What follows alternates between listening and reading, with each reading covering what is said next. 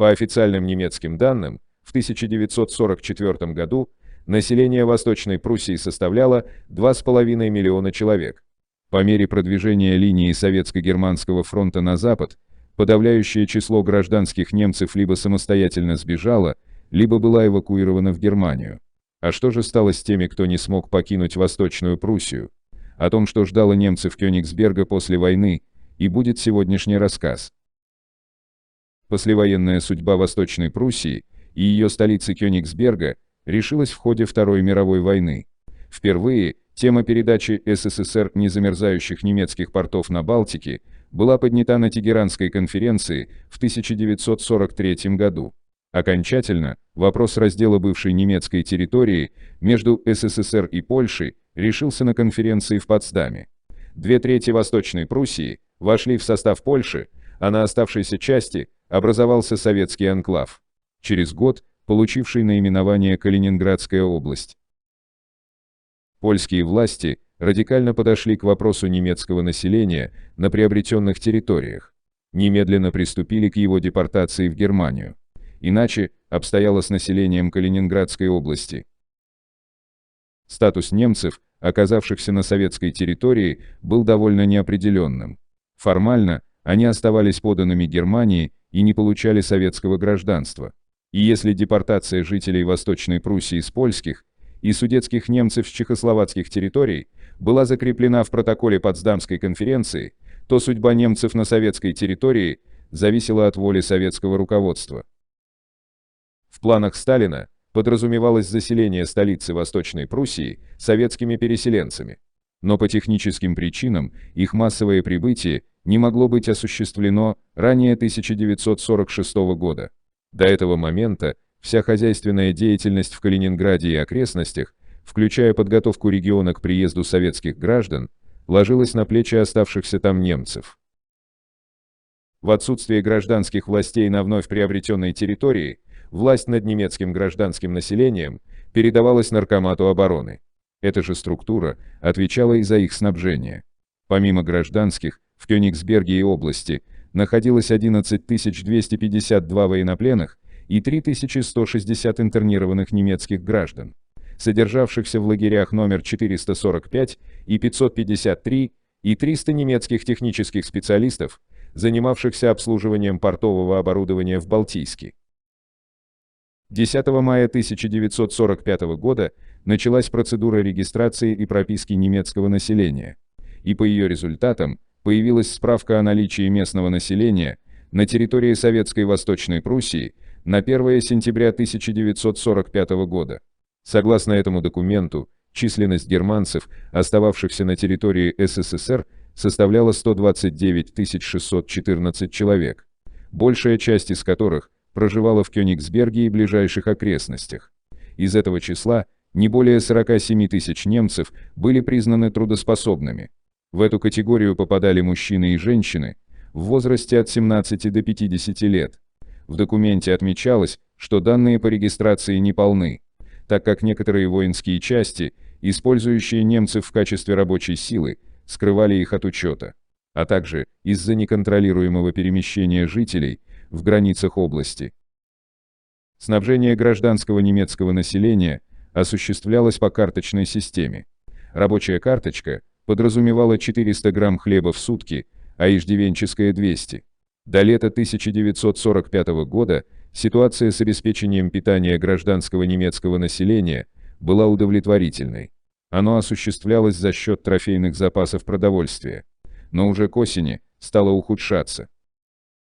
Докладная записка об оперативной обстановке в Восточной Пруссии от 10 декабря 1945 года отмечала: вследствие тяжелых материальных условий, в которых находится немецкое население, недостаточного питания и совершенно неудовлетворительно поставленной медицинской помощи, среди населения имеются эпидемиологические заболевания и большая смертность. Только в течение ноября месяца умерло 1258 человек. Высокая смертность приводила к снижению численности немецкого населения Калининградской области. На 1 мая 1946 года в области числилось 118 503 человека, а к осени 1946 года ежемесячная убыль немецкого населения достигла 5000 человек в месяц. Ситуацию усугубило массовое прибытие советских переселенцев в середине 1946 года. Работавший в области представитель Госплана Иванченко в апреле 1946 года подготовил доклад, в котором подчеркивал: перевозку людей надо завершить к середине июня, чтобы советские граждане успели обеспечить себя приусадебным хозяйством. В противном случае переселенцы окажутся полностью зависимыми от внешнего снабжения области. Доводы Иванченко проигнорировали. Массовая миграция в Калининградскую область началась с августа 1946 года. Прибытие десятков тысяч людей, не обеспеченных продуктами питания, вылилось в голод, от которого страдало как немецкое, так и советское население. В связи с нехваткой ресурсов было прекращено снабжение немецкого населения по линии Наркомата обороны, а продовольственные карточки для советских граждан отоваривались частично. В первой половине 1947 года продовольственные лимиты на март, апрель и май были урезаны более чем на треть. План снабжения по отдельным видам продовольствия выполнялся менее чем наполовину. Власти области докладывали о повсеместном голоде среди гражданского населения, о прогрессирующей дистрофии, многочисленных случаях опухания и смерти от голода, инфекционных болезнях, о падении дисциплины и распространении панических настроений, о массовом обратничестве, то есть заявлениях о возвращении на родину или попросту самовольном бегстве переселенцев. Коэффициент смертности в области увеличился в 1947 году более чем в 2 раза. Ситуация улучшилась лишь в мае 1947 года, когда в область была выделена экстренная помощь. Сталинское судо по 30 кг зерна на человека. В условиях массового голода наиболее пострадала наименее защищенная часть населения. Вот еще один доклад о положении в области. Неработающее немецкое население продовольственного снабжения не получает, вследствие чего находится в крайне истощенном состоянии. В результате такого положения среди немецкого населения за последнее время отмечается резкое повышение уголовной преступности, кражи продуктов, грабежи и даже убийства. А также в первом квартале 1947 года появились случаи людоедства, которых по области зарегистрировано 12. Занимаясь людоедством, отдельные немцы не только употребляют в пищу мясо трупов, но и убивают своих детей и родственников.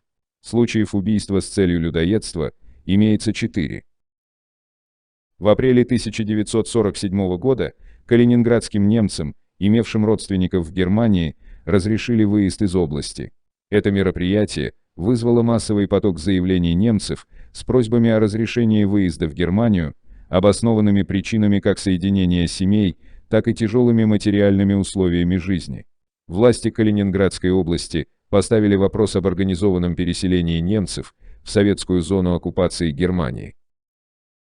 11 октября 1947 года Совет министров СССР принял постановление о переселении немцев из Калининградской области РСФСР в советскую зону оккупации Германии. В 1947-1948 годах из Калининграда и окрестностей 48 эшелонами было вывезено 102 125 человек. 30 ноября 1948 года операция по депортации завершилась. Надо отметить, что проведена она была практически образцово и не привела к массовым жертвам среди немцев, в отличие от аналогичных депортаций из стран Европы.